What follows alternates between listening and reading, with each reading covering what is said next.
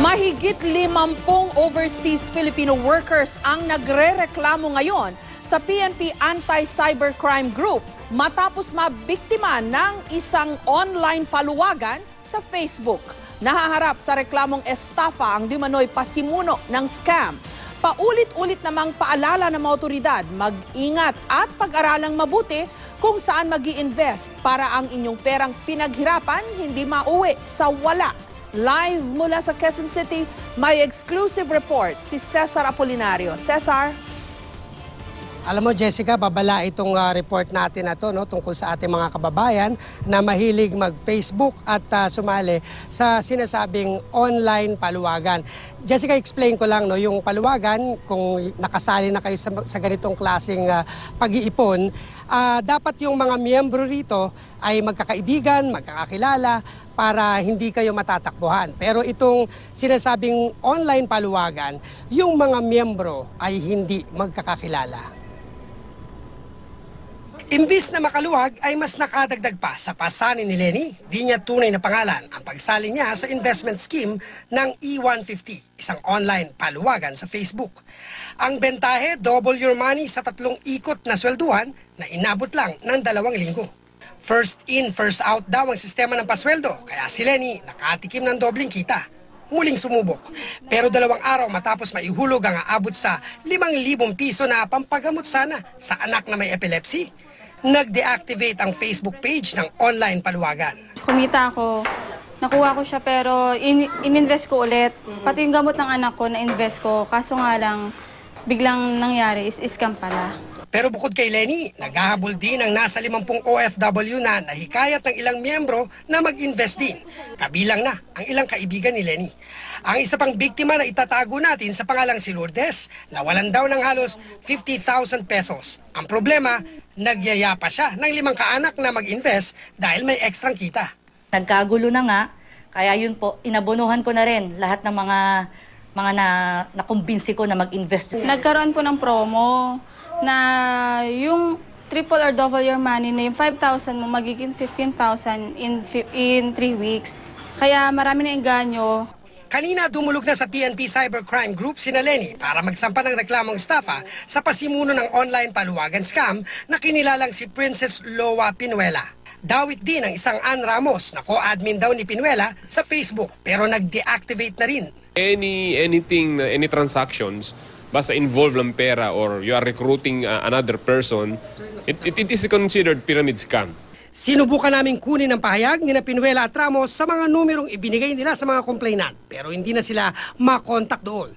Deactivated na rin ang kanilang mga Facebook account nang subukan namin silang kontakin doon. Jessica, nakipag-ugnayan ako sa isa sa ating mga kaibigan na nagkatrabaho sa bangko. Ang sinasabi niya, normally daw ang interest ng savings, kumbaga yung pera mo na ihuhulog sa bangko ay 0.25 hanggang 0.3 o 0.35. Ibig sabihin, Jessica, yung 5,000 mo na minimum na paghuhulog sa bangko ay kikita ng mga 0.8 o wala pang piso sa loob ng 1 buwan. Ito namang tinutukoy ko, Jessica, ay sinasabi nga ng mga case study natin na dodoble, kung naghulog ka ng 5,000 in 2 weeks, magiging 10,000 ang pera mo. So yung mga naghulog ng malaking halaga na unang nagbigay at may na-recruit na 2 na tao na nagpasok pa ng pera, mababawi nila yung pera nila. At yung iba siguro ay tumakbo na. Ngayon yung mga natira sa dulo ay hindi na makakatanggap. Kaya siguro yung iba dyan ay kumbaga nagsitakbuhan na. Pati yung founder nga, hindi na natin makontak kanina. Mula kay ng tanghali ay tinatawagan natin yung 2 nabanggit na yan. At hinahanap natin sa Facebook, Jessica, pero talagang hindi na sila makontak. Jessica? May estimate ba, Cesar, kung ilan ang total na investment na napunta dyan sa grupong yan? Okay, Jessica, yung kausap ko, si Lenny at si Lourdes, ang sinasabi nila, dun sa grupo pa lang nila ay hindi bababa sa 50 miyembro. Napakaraming grupo nito, Jessica, na kumbaga para siyang recruiting, nagre-recruit talaga sila eh.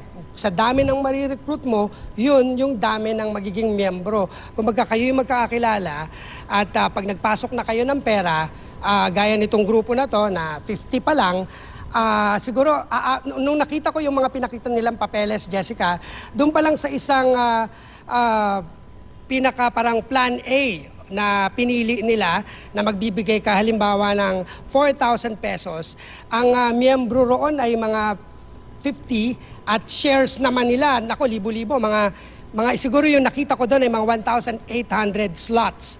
So, imumultiply mo yung 4,000 sa 1,800, yun yung total nun. Doon sa nakita ko pang isang dokumento, Jessica, may ano naman to, 2,800 slots na may mga, siguro mga less than 100 na members. 450 pesos lang yung per slot na hulog. Aabot na yun, Jessica, sa 1.3 million. So, ang pinag-uusapan dito, Jessica, sa isang miyembro pa lang, milyon-milyon na. Milyon-milyon na naman. Mga miyembro. So, hindi na natin kasi nakausap yung iba pang mga miyembro. Itong grupo pa lang, itong nakausap natin. So, PNP na yung mag-iimbestiga dyan. Total naman, Jessica, ay nadala na yan sa ahensya, no? Ang nakapagtataka lang dito, Cesar, bakit naman ibinigay nila kaagad yung pera nila sa taong nakilala lang nila sa Facebook? Ni walang verification na matibay, basta sinabi lang, eto, sa Facebook merong paluwagan, pwede kayong magdala ng pera nyo rito, malaki ang tubo. Doon pa lang, agad-agad, nagbigay na sila ng kanilang pinaghirapan na ipunin at kitain na pera. Parang ang bilis naman nilang naniwala. Alam mo, Jessica, yung eksaktong tanong mo, yan yung unang-unang tinanong ko nung nag-message sa akin sa Facebook itong isa sa mga nagreklamo. Ang tinanong ko sa kanya, bakit kayo kumagat? Kumbaga, kung magbabangko ka nga, di ba? Ang tagal bago makaipon. Mauubos na muna yung pera mo bago mo malaman na, naka2 piso na pala akong ipon sa loob ng isang buwan. Di ba? Ganun lagi yung iniisip natin. Pero ito, double your money. Kumbaga, naghangad. Inamin naman niya sa akin, no, na naghangad siya ng malaki dahil may sakit yung anak niya. Sabi niya, pampadagdag daw sana sa pampagamot dahil, Jessica, ito yung pinaka-clincher, no? Pagpasok nila online sa Facebook, dun sa group na yan, yung E150, ay nakita niya yung mga comments ng mga nakasweldo na. Parang may mga message pa ako nakita na, yehe, 150,000 pesos, maraming salamat, E150. Sunod-sunod yun at ang ginawa daw niya ay chinek niya isa-isa yung mga account at totoo naman. Ang problema, Jessica, ang hindi nila na-check ay yung mismong nagpasimuno. Dahil dalawa yung, kung mapapansin mo, no, yung isang name na parang sounds like parang Japanese national ito, yung isa naman ay yung pangalan niya talaga na ginagamit sa Facebook. Yung dalawang Facebook account na yan, Jessica, hindi na natin makita. So, ibig sabihin parang napakahirap sabihin, no? Pero parang ang dating ay nasilaw sa pera. Ay, ang rule of thumb lagi dyan, ang dapat alerto na agad o pag yun pa lang, giveaway na tip eh. Pagka masyado pong mataas yung interest na iniaalok, if it sounds too good to be true, malamang po, bolero, manloloko yung nag-aalok sa inyo. Yun na lang, doon na lang natin. Kasi ang baba ng interest ngayon sa mga bangko eh. So, kung sobra yung inaalok sa inyo, wag na ho kayong maniwala. Doon pa lang. Maraming salamat sa iyo. Yes, Cesar. Dagdag ko na rin to. Sabi ng PNP Cybercrime Group, Jessica, sa lahat na maghahangad ng malaking pera, ang unang-una nilang titignan kung nakaregister sa SEC. At syempre, kung may website ito. Kung walang website at nakita lang sa Facebook, walang pagkakakilanlan, maraming pangalan, magduda na kayo. Huwag nyo na ilabas yung pera nyo. Basta masyadong mataas yung interest. Kasi minsan madaling mawala rin yung website eh. Basta masyadong mataas yung interest, dun pa lang ho. Ingat na kayo. Maraming salamat sa iyo, Cesar Apolinario.